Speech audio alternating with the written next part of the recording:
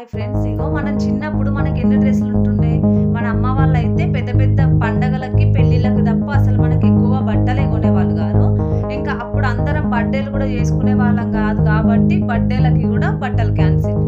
దసరా పండగకి తప్ప నాకైతే ఏ పండగకి బట్టలు కొనేవాళ్ళు కాదు మా పేరెంట్స్ అయితే.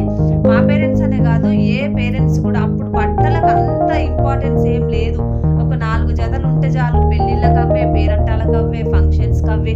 ఎన్నిసార్లు ఉతికినా ఎన్నిసార్లు వేసుకున్నా అవి కొత్త బట్టలే అప్పుడు మనకు. ఇప్పుడైతే చూడండి, ఒకసారి చూడండి, ఎన్ని బట్టలు కొనుక్కున్నా అవి ఒక్కసారి 2 సార్లు వేసుకున్నామంటే అవి పాత బట్టల కిందికే లెక్కకు వస్తుంది తప్పించి. నేనైతే మీకు చెప్పడం కాదు, కానీ నేనైతే ఎక్కువ అయితే కొనను బట్టలు. నేను కట్టుకున్న చీరలే కట్టుకుంటాను. ఎవరు ఏమనుకున్నా నాకు అవసరం లేదు. ఎందుకంటే బట్టలకి ఎక్కువ మనీ పెట్టేసి వేస్ట్ చేయడం అయితే నాకు ఇష్టం ఉండదు అనమాట.